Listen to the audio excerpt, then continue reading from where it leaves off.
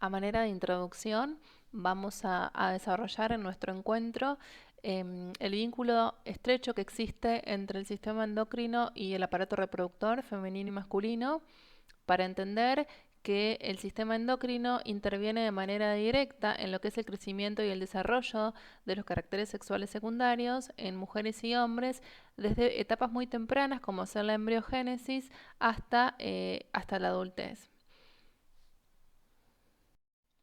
En esta diapositiva vamos a recordar que el aparato reproductor femenino está constituido por órganos genitales internos y externos. Dentro de los internos vamos a recordar al útero, a los ovarios y a la vagina. Y dentro de los externos, de manera más importante, vamos a recordar el clítoris, a los labios mayores y menores y el orificio vaginal como más representativos.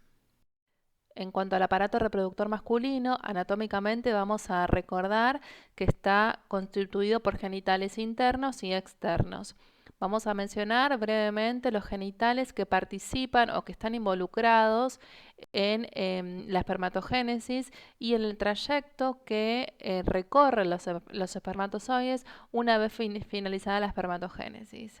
Esto es principalmente están los testículos. Sabemos que son órganos pares que están localizados en las bolsas escrotales por fuera de la cavidad abdominal. Sabemos que cuelgan del canal inguinal por el cordón espermático y que principalmente están separados en dos compartimentos. Uno que está determinado por los túbulos seminíferos, básicamente formados por las células de Sertoli más células germinales en desarrollo. Y lo importante es recordar que el compartimiento dado por los túbulos seminíferos comprende o representa más o menos entre el 80 y el 90% del volumen testicular en un adulto sano. Y un segundo compartimiento que es el intersticial, que está representado o formado por las células de Leydig, secretoras de testosterona principalmente. Después encontramos el epidídimo. En su trayecto encontramos dos importantes glándulas, como son la prostática y las vesículas o glándulas seminales, que es importante saber que el total del eyaculado, el total del fluido seminal está representado por secreciones glandulares, donde las vesículas seminales aportan más o menos el 60%. Después encontramos el conducto eyaculador, que finalmente desemboca en la uretra en sus dos porciones, ¿sí? En la parte de la uretra prostática y peneana. Es importante recordar que en un adulto sano el tamaño del volumen testicular es aproximadamente entre 15 y 30 mililitros. Ahora bien, cuando hablamos de los procesos de determinación y de diferenciación sexual, tenemos que recordar que estos procesos son secuenciales. Esto quiere decir que un proceso es posterior al otro.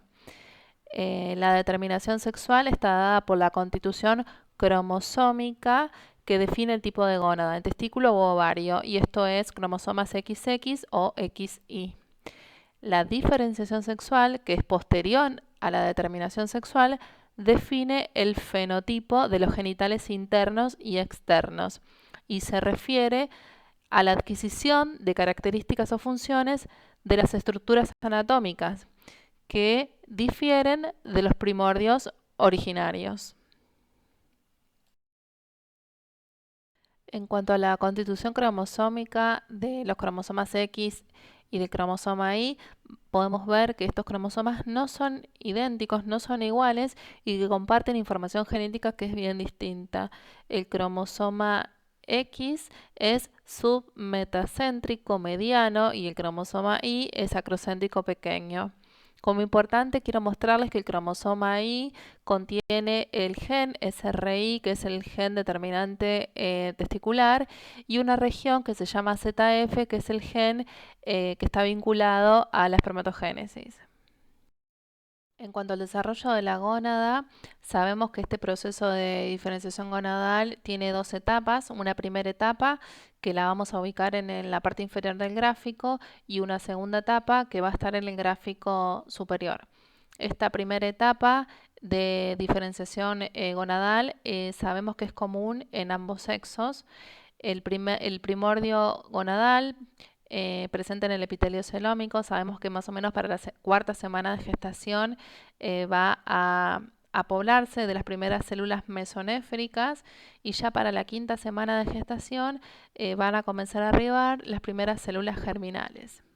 Esta primera etapa de diferenciación gonadal intervienen un montón de genes y factores de transcripción que sabemos que tienen que estar en una correcta armonía y balance constante. Ahora bien, ya para la séptima o octava semana de gestación, este primordio gonadal tiene que tomar una de las dos vías para desarrollarse en testículo o en ovario. ¿Qué es lo que hace que esta gónada bipotencial tome una de las dos vías? Se sabe que es la combinación de varios genes que están compartidos en ambos sexos y básicamente el resultado de un balance de la acción de estos genes. El más importante es la presencia del gen SRI que mencionamos estaba presente en el cromosoma Y. Cuando el gen SRI está presente, esta gónada se va a diferenciar en testículo y cuando el gen SRI está ausente, esta gónada se va a diferenciar a ovario. En estas imágenes podemos graficar el periodo de embriogénesis que acabamos de describir. Vamos al gráfico superior. Podemos ver que esta gónada bipotencial, en presencia del gen SRI, del gen determinante del sexo, esta gónada se va a desarrollar en testículo. Este testículo contiene las células de Leydig. Estas células de Leydig van a secretar testosterona y las células de Sertoli que van a secretar hormona antimülleriana o AMH. Esta hormona antimülleriana, la función más importante que tiene durante el periodo de embriogénesis es que produce regresión de los derivados del conducto de Müller, o sea que no vamos a si la gónada se desarrolla en masculina, en testículo, vamos a tener regresión de estos derivados müllerianos, no vamos a tener desarrollo ni de útero, ni de trompas, ni del tercio superior de la vagina. Ahora bien, en presencia de esta gónada que se desarrolla en testículo, que secreta testosterona a través de las células de Leydig, esta testosterona y su conversión a dihidrotestosterona sabemos que va a participar en lo que es el desarrollo de la próstata, el crecimiento del pene y básicamente del desarrollo y crecimiento de los derivados de los conductos de Wolff. Esto es epidimo, vesículas seminales y vasos deferentes. Ahora bien, si podemos ver la regla que está en el margen inferior, tenemos graficado el periodo de gestación. Al principio de este periodo de gestación, todo este proceso de embriogénesis y de diferenciación gonadal va a estar regulado, va a estar estimulado por la HCG placentaria. Pero una vez que la hipófisis fetal ya empieza a madurar, este proceso de diferenciación va a estar estimulado por LH y FSH de origen fetal. En el gráfico de la derecha podemos esquematizar la diferenciación gonadal. A través de esta gónada indiferenciada o bipotencial, si se desarrollan los testículos en presencia del gen SRI, estos testículos, las células de Sertoli van a secretar hormona antimülleriana y esta hormona antimülleriana va a producir regresión de los derivados müllerianos y a través de la secreción de testosterona y la conversión a dihidrotestosterona se va a producir el crecimiento y el desarrollo de los conductos de Wolff, como ser el epidimo, el conducto deferente y las vesículas seminales. Si esta gónada se desarrolla en ovario, en ausencia de hormona antimülleriana, vamos a tener regresión de los conductos de Wolff y desarrollo de los conductos müllerianos, como ser trompa, útero y tercio superior de la vagina.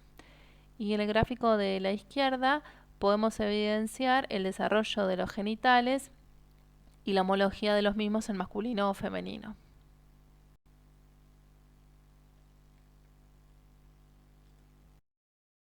En este gráfico podemos evidenciar el desarrollo gonadal masculino, ya sea bioquímicamente como el crecimiento y el aumento del volumen testicular. En el gráfico superior podemos ver cómo al principio del nacimiento, las primeras semanas de vida, hay una activación del eje gonadal con aumento de LH, FSH y testosterona, que va a perdurar más o menos los primeros 3 o 6 meses de nacimiento. Este periodo se lo conoce como mini pubertad. Se observa un leve crecimiento testicular a expensas de las células de Sertoli, pero que clínicamente no es evidente. Durante la infancia podemos ver cómo los valores de gonadotrofinas, FSH, LH y testosterona permanecen prácticamente indetectables, y esto se correlaciona perfectamente porque el eje gonadal, hipotálamo, hipófiso testicular no está activo. Durante la pubertad se produce un incremento en la amplitud y en la frecuencia de los pulsos de GnRH, acompañado de manera directa con aumento de las gonadotrofinas hipofisarias como ser FSH y LH, esto también acompañados de aumento en los valores de testosterona. Los valores de hormona antimülleriana e inhibina B permanecen elevados durante la mini-pubertad y toda la infancia, y MH precisamente va a empezar a disminuir cuando los valores de testosterona comienzan a aumentar. No así con inhibina B, que se sabe que van a permanecer elevados de manera directa a los valores de FSH.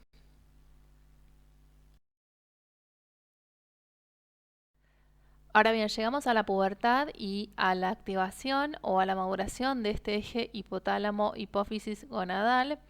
La realidad es que hoy en día no se conoce aún completamente qué es lo que gatilla o desencadena la pubertad en cada individuo. Se cree que tiene que ver con la epigenética de cada persona y con el sistema de las quispeptinas. El sistema de las quispeptinas está relacionado de manera directa con la regulación del eje gonadal, porque va a estimular de manera directa y pulsátil la secreción de GnRH a nivel hipotalámica. Ustedes saben que las neuronas productoras de GnRH que están ubicadas a nivel hipotalámico van a ser estimuladas o inhibidas por un montón de neuropéptidos y neuromoduladores. Las quipeptinas hoy en día es la sustancia más importante o mejor conocida. GnRH va a estimular de manera directa a la hipófisis anterior a secretar folículo estimulante y hormona luteinizante. En contexto del eje gonadal masculino, va a estimular de manera directa el testículo, perpetuando y estimulando la espermatogénesis y la esteroideogénesis. Y en contexto del eje gonadal femenino, va a estimular de manera directa el ovario para estimular la foliculogénesis y el reclutamiento folicular y la esteroidogénesis. Ahora bien, ¿cómo evaluamos el desarrollo puberal en cada individuo? Para ello vamos a encontrar ciertos parámetros vinculados al desarrollo de los caracteres sexuales secundarios, tanto en mujeres como en varones, que a continuación vamos a analizar. El primer indicio de pubertad en la mujer es la aparición de la telarca, del desarrollo de la glándula mamaria y del vello púbico. Para ello utilizamos los estadios de Tanner, que son 5 y que van de en un estadio 1, donde prácticamente hay un pecho infantil, donde no hay nada de vello púbico, hasta un estadio 5, donde encontramos un pecho adulto, y el BP, el vello pubiano, de características adultas, o sea, rizado, pigmentado y que llega hasta la zona medial del muslo. En la pubertad acompañan a la telarca y al desarrollo del vello pubiano el desarrollo del aparato genital interno. Esto es ovario, que aumentan de volumen y estructura, útero, que también aumenta de tamaño, y esto podemos evidenciarlo con un aumento de la relación del cuerpo y del cuello del útero. Y en la vulva los labios adquieren una coloración específica y un flujo y una humectación particular. En el hombre, el primer indicio de comienzo de la pubertad es el aumento del volumen testicular, y para ello utilizamos el orquidómetro de Prader. Sabemos que con un volumen testicular mayor o igual a 4 mililitros, la pubertad ya se ha iniciado. En el hombre, además de evaluar el aumento del volumen testicular, utilizamos los estadios de Tanner para evaluar las características de los genitales externos y del vello pubiano. El estadio de Tanner genital Son 5 estadios, del grado 1 a grado 5, de más inmaduro a más maduro. El grado 1, donde los testículos, el escroto son pequeños, no están pigmentados ni rugosos. Y el grado 5, donde los genitales son de características en tamaño y coloración de tipo adulto. Y el vello púbico también va de grado 1 a grado 6, donde prácticamente en el grado 1 el vello es escaso y sobre el pubis y no está pigmentado ni rizado, y en el grado 6 se extiende hasta la línea alba, es pigmentado y está rizado. Algunas otras características que acompañan el inicio de la pubertad en el hombre son los cambios de la voz por el crecimiento de la laringe, la aparición del vello axilar, que esto se produce más o menos 2 años posterior a la aparición del vello púbico. Aparece lo que conocemos como olor sudoral, y esto es por mayor actividad de las glándulas sudoríparas y sebáceas. Y por último, comienzan a aparecer el vello facial y en el resto del cuerpo, vello que básicamente depende de los andrógenos. La edad ósea es otra herramienta que podemos utilizar en la pubertad para evaluar a las personas. Se expresa el valor más aproximado de la edad fisiológica de cada individuo. La madurez ósea se determina por el grado de mineralización de los huesos, y para ello utilizamos una radiografía de mano donde podemos evidenciar los distintos núcleos de osificación y compararlos en el atlas de Gregulich y Pyle con los distintos estadios o edades. Se sabe que la edad ósea tiene una relación con la edad cronológica de más o menos 2 años como fisiológico y dentro de los parámetros de normalidad. Ahora bien, recordando el efecto de los andrógenos, vamos a interpretar cuál es la consecuencia de su déficit a lo largo del desarrollo embriológico y reproductivo del hombre. Si el déficit de andrógeno se produce en el periodo de embriogénesis, o sea, de manera intrauterina, recordemos que la acción de los andrógenos en el periodo de embriogénesis es lograr el desarrollo de los genitales tanto internos como externos, y esto principalmente habla de los derivados de los conductos de Wolff. O sea que cuando hay déficit de andrógenos, puedo tener un individuo con genitales ambiguos, con micropene o con criptorquidia, o sea, con que el descenso testicular uniobilateral sea defectuoso. Si el déficit de andrógeno se produce durante la pubertad, puedo tener cierto patrón de alteración de inicio o de desarrollo de la pubertad, con ausencia o escaso desarrollo de los caracteres sexuales secundarios, con un pico de crecimiento alterado, con un balance metabólico también alterado y algunos cambios psicológicos propios de ese momento del desarrollo. Ahora bien, continuando con la diapositiva previa, vamos a interpretar qué es lo que sucede cuando hay un déficit de andrógenos, pero que este se presenta durante la vida adulta del individuo. No vamos a tener ninguna alteración anatómica del aparato reproductor, porque el déficit de andrógeno no se produce de manera intrauterina durante el periodo de embriogénesis, y tampoco vamos a tener ninguna afectación relacionada con la función de los andrógenos durante la pubertad, porque ese periodo ya va a haber concluido, o sea que los caracteres sexuales secundarios van a estar perfectamente desarrollados. Es así como vamos a interpretar que el déficit de andrógenos en la vida adulta se puede presentar con disminución de la libido, disfunción eréctil, infertilidad, cuando hay deseo de embarazo. Puede tener consecuencias como son la osteoporosis, cierta atrofia o hipotrofia muscular y estar vinculado a anemia.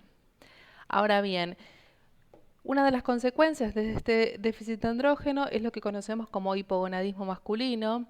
Se sabe que es el síndrome clínico que expresa cierta disminución funcional de la gónada, y esta disminución puede ser de uno o de varios ejes, como puede estar afectado la esteroidogénesis o la espermatogénesis, o ambas funciones. En primera instancia vamos a reconocer el hipogonadismo hipogonadotrófico, o denominado central o secundario. Es el hipogonadismo que se produce por cierto daño a nivel hipotalámico o hipofisario, Clásicamente estos individuos se presentan con gonadotrofinas disminuidas y valores anormalmente bajos o disminuidos de testosterona por una insuficiente estimulación del testículo por las gonadotrofinas hipofisarias. Si recordamos en el gráfico brevemente el eje, normalmente las neuronas productoras de GnRH van a estimular de manera directa la región hipofisaria anterior a secretar folículo estimulante y luteinizante que van a impactar y estimular de manera directa el testículo. Cuando hay alguna patología, ya sea a nivel hipotalámica o hipofisaria, este eje pierde esta armonía, pierde esta capacidad de estímulo sobre el testículo y se produce el hipogonadismo hipogonadotrófico. En el cuadro podemos ver que hay varias causas vinculadas a esta patología, pero una de las más frecuentes son los trastornos ya sea hipotalámicos o hipofisarios, como ser tumores pituitarios, cirugía o radioterapia aplicada sobre estos ciertos tumores, algunas causas infiltrativas y vasculares, y la lista es súper extensa. En este cuadro podemos revisar todas. Ahora bien, el segundo escenario que podemos encontrar es lo que conocemos como hipogonadismo hipergonadotrófico o hipogonadismo primario. Estos individuos clásicamente se presentan con gonadotrofinas elevadas y valores disminuidos de testosterona y a veces también afectada la espermatogénesis. Si recordamos el eje gonadal, estos individuos tienen daño primariamente testicular, o sea que la capacidad de síntesis de testo o de llevar adelante una espermatogénesis adecuada es lo que se ve afectado. No hay daño a nivel hipotalámico ni pituitario, por eso los valores de gonadotrofinas van a estar elevados. Las causas más frecuentes conocidas son algunos síndromes genéticos, como ser el síndrome de Klinefelter y sus variantes, algunas causas infecciosas, como ser la orquitis hunliana, el traumatismo en la región pélvica o testicular de manera directa, y algunos déficits enzimáticos, que es bastante menos frecuente de ver. Un tercer escenario que tenemos que conocer hoy en día son los denominados hipogonadismos mixtos. Estos individuos se presentan con alteración del eje hipotálamo hipófiso gonadal, pero que involucra a más de un eje afectado, que involucra más de un sector afectado. Esto puede ser compromiso hipotalámico hipofisario o compromiso primariamente testicular, o en algunas ocasiones compromiso de las hormonas transportadoras de los andrógenos, ¿sí? Cierta afección periférica de esta conversión y transporte de andrógenos. Por ejemplo, un caso que podemos figurar es un paciente que tenga antecedentes de un varicocele a nivel testicular, pero que además tuvo historia de un adenoma pituitario, por el cual recibió radioterapia a nivel hipofisaria. En cuanto a los estudios complementarios del aparato reproductor masculino y de este eje hipotálamo hipófiso gonadal, una historia clínica completa y detallada que involucra antecedentes personales y patológicos, fármacos que pueden afectar este eje gonadal y la espermatogénesis, y ciertos hábitos tóxicos, también como ser el consumo de cannabinoides, que también sabemos que afectan este eje gonadal. Tener antecedentes perinatales de cómo fue el parto, si fue pretérmino, si se identificaron genitales ambiguos y un correcto descenso testicular al nacimiento, son datos de suma importancia para tratar de comprender cómo fue el desarrollo embriológico de este recién nacido. Un examen físico adecuado que involucre braza, talla, que involucre el desarrollo de los caracteres sexuales secundarios. De laboratorio vamos a pedir una rutina con gonadotrofinas, testosterona y prolactina, y si nuestro individuo está interesado en conocer su fertilidad o busca fertilidad, pediremos un espermograma. En cuanto a la evolución del desarrollo puberal en la mujer, el primer parámetro es el aumento de la talla o el empujón puberal. Luego comienzan a aparecer el desarrollo de los caracteres sexuales secundarios, y el primer indicio de comienzo de pubertad es la aparición de la telarca de la glándula mamaria. De manera consecutiva aparece el crecimiento y el desarrollo rápido de las gónadas a nivel interna y externa, sobre todo lo que es el diámetro y la longitud uterina. Aparece cierto reajuste general del balance endocrinológico. Empieza a activarse este eje hipotálamo hipófiso gonadal para tener la menarca, la primera menstruación y comenzar con los ciclos ovulatorios. Y por último, el desarrollo emocional y ciertos cambios de la personalidad vinculados a esta etapa.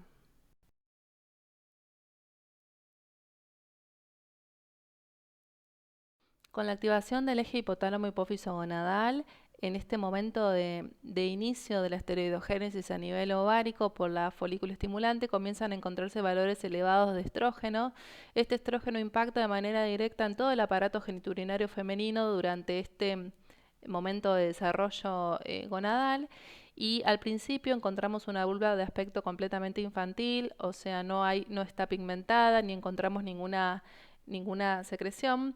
Pero con el tiempo sabemos que por el efecto estrogénico directo aumenta de tamaño el volumen de los labios mayores y menores, aumenta de tamaño el clítoris y finalmente empieza a aparecer un flujo secretado a nivel vulvar y vaginal que tiene sus características específicas.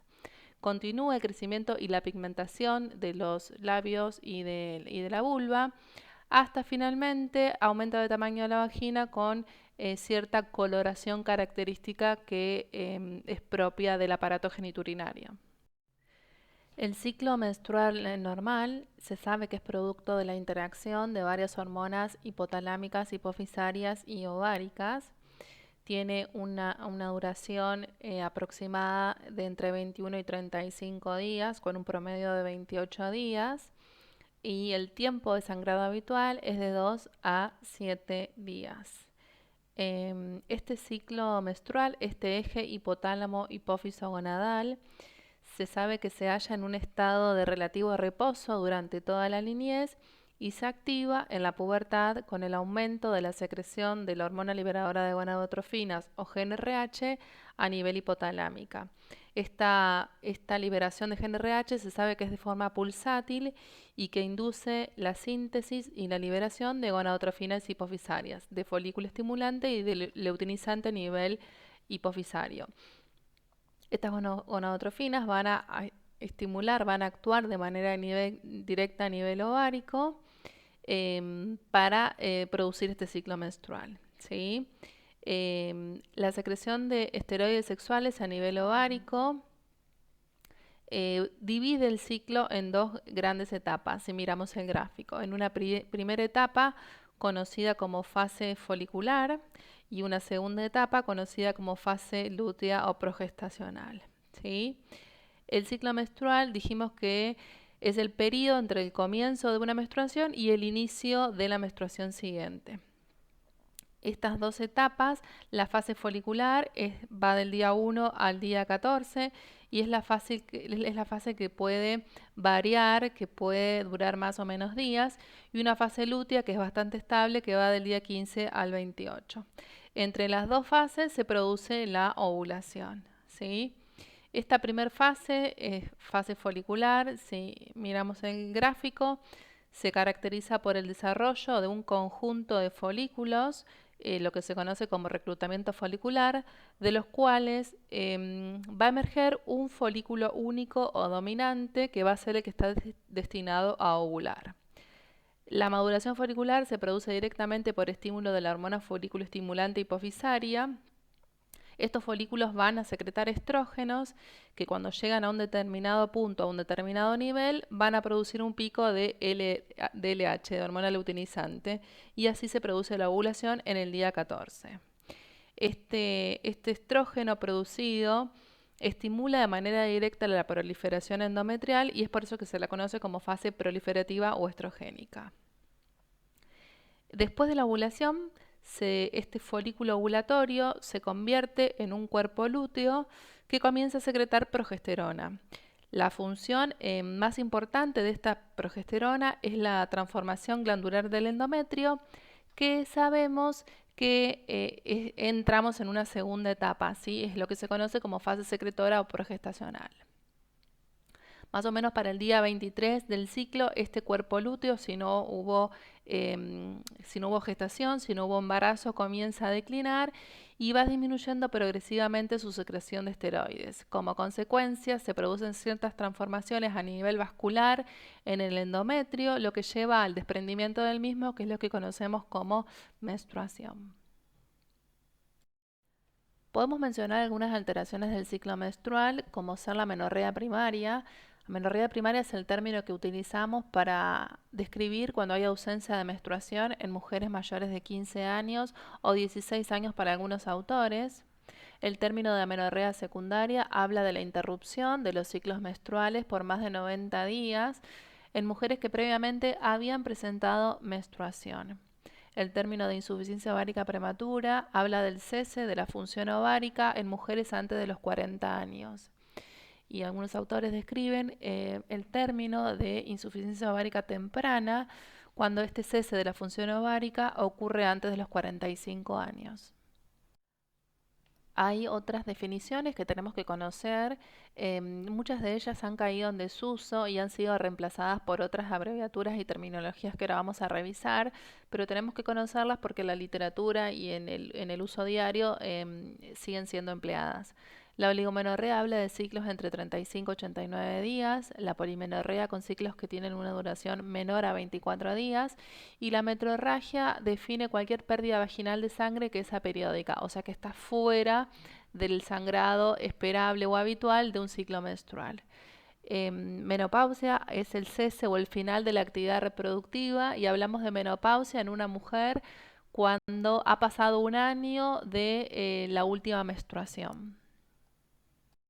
Entonces, de acuerdo a la nueva clasificación de la Federación Internacional de Ginecología y Obstetricia, que la conocemos como FIGO, el sangrado uterino anormal, en mujeres por supuesto no gestantes y en edad reproductiva, lo dividen o lo clasifican en 9 categorías. Los términos que ya no deberían utilizarse, algunos de ellos ya mencionamos, pero entre ellos encontramos la menorragia, la metrorragia, la hipermenorrea, la hipomenorrea, y el sangrado uterino disfuncional o funcional. En este cuadro podemos ver la nueva nomenclatura propuesta por FIGO para el sangrado uterino anormal y cómo reemplazar cada uno de los términos previos. Cuando hablamos de oligomenorrea, o sea, de ciclos que tenían cierta alteración de la frecuencia, uno debería decir que estamos ante la presencia de un sangrado menstrual infrecuente. Cuando hablamos de polimenorrea, o sea, ciclos que duraban menos tiempo, la terminología empleada sería sangrado menstrual frecuente. Hipermenorrea hablaba de la cantidad de sangrado, uno debería decir sangrado menstrual abundante. Hipomenorrea es el término que se usaba para describir escasa cantidad de sangrado y así lo proponen ahora, sangrado menstrual escaso. Menometrorragia, utilizar el término sangrado menstrual prolongado, y metrorragia, sangrado intermenstrual. Algunas alteraciones de la cronología de la pubertad femenina que tenemos que conocer porque de cierta forma alteran esta fisiología del aparato reproductor femenino es la pubertad precoz o la pubertad temprana. La pubertad precoz es la aparición de los caracteres sexuales secundarios antes de 2.5 desvíos estándar respecto a la edad media de la población. Esto quiere decir el inicio o la aparición de una telarca en las niñas antes de los 8 años o de la menarca antes de los 10 años. La pubertad puede ser temprana cuando estamos ante la presencia de menos 2 desvíos estándar respecto a la edad media de la población. Esto es el inicio de la pubertad, la aparición de los caracteres sexuales secundarios aproximadamente entre los 8 y 9 años de edad. Una diferencia entre una pubertad precoz y una pubertad temprana es que cuando es temprana el desarrollo o la aparición de estos caracteres sexuales secundarios suele ser armónico e isosexual.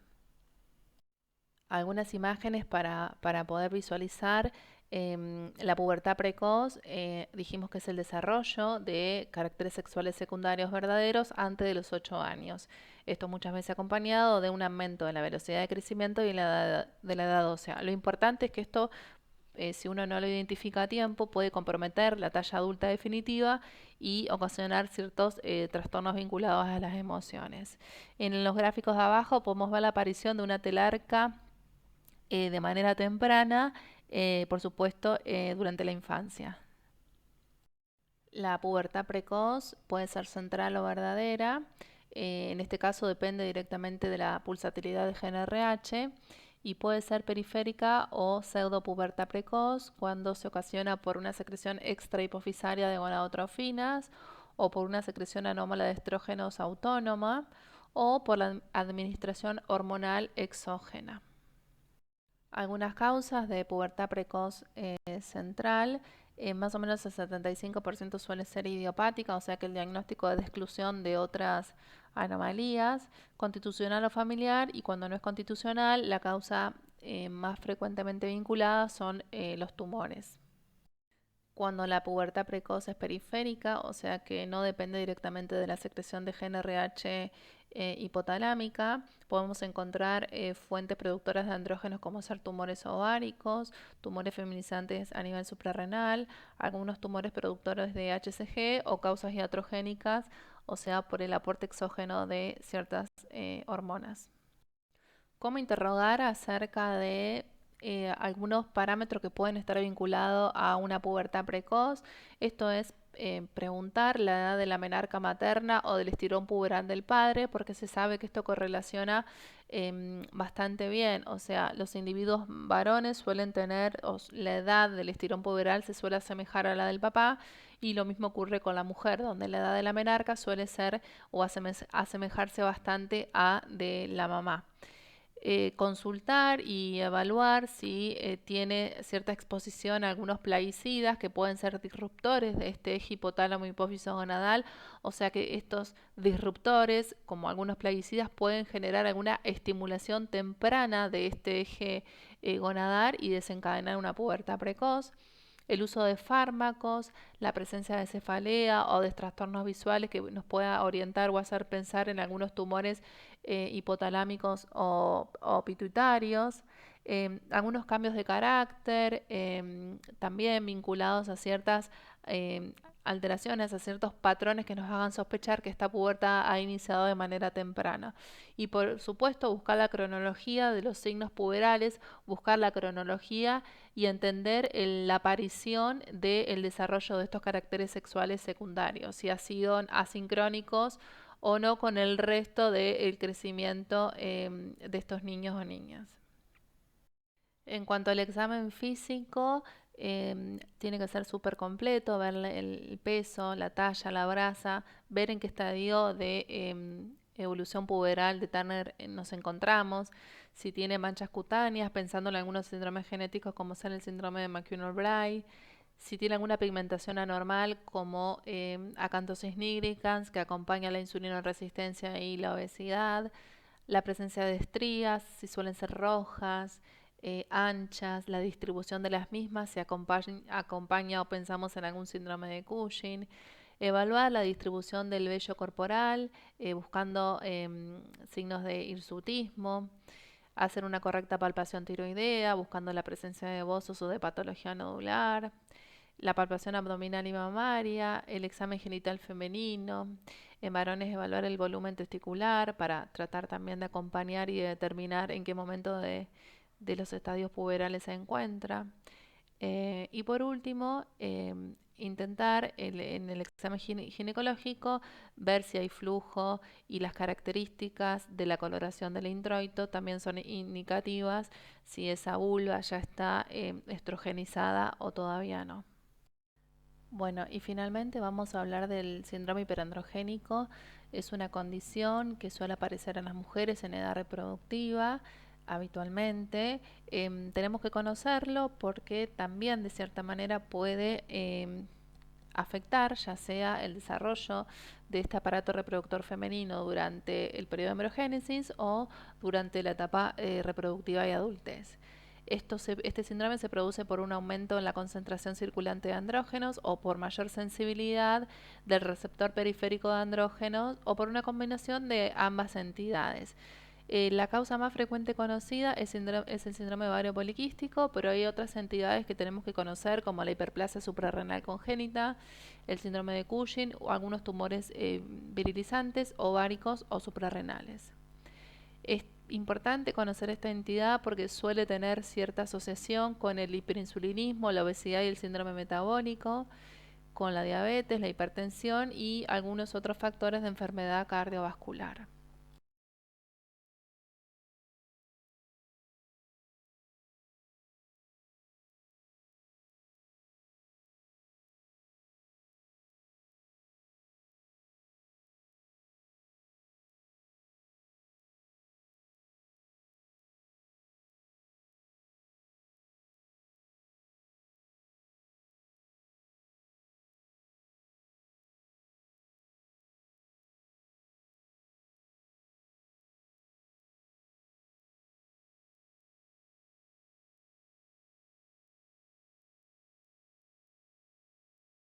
Las manifestaciones clínicas del exceso de andrógenos en mujeres en edad reproductiva suele ser la presencia de hirsutismo, que tenemos que diferenciarla de la hipertricosis.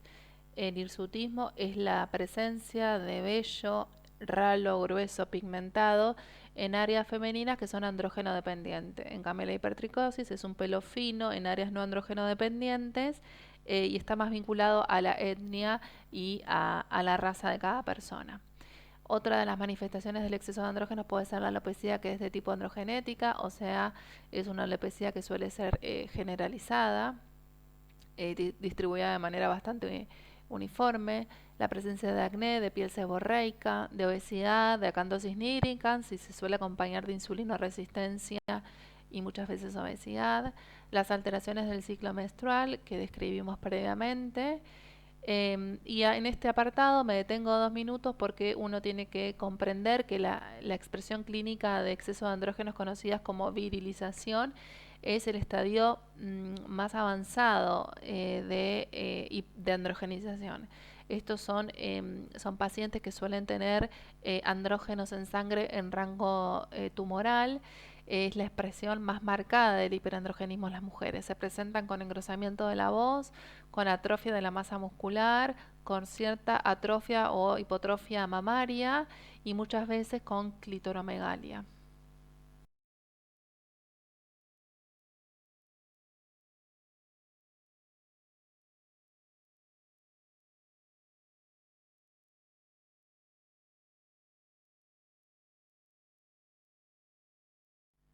Una herramienta que disponemos en consultorio para evaluar la presencia de hirsutismo es la escala de Ferriman y Gallwey. Esta escala evalúa la presencia de vello de características hirsutas en estas 9 áreas andrógeno dependiente en la mujer y le asigna una puntuación del 1 al 4 dependiendo de la severidad del mismo. Se sabe que para las mujeres en nuestra población, con una escala mayor o igual a 6, estamos ante la presencia de hirsutismo. Esta es una escala que se suele utilizar para el diagnóstico y el seguimiento del hirsutismo en las mujeres. En consultorio contamos con la escala de Ludwig para evaluar la presencia de alopecia en mujeres y de Hamilton en hombres.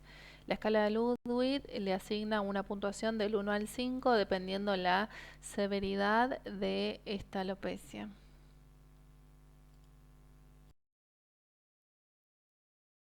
En cuanto al diagnóstico de los estados hiperandrogénicos, el interrogatorio es sumamente importante. Es de vital importancia jerarquizar el estadio evolutivo de la pubertad o del desarrollo de los caracteres sexuales secundarios que tengamos.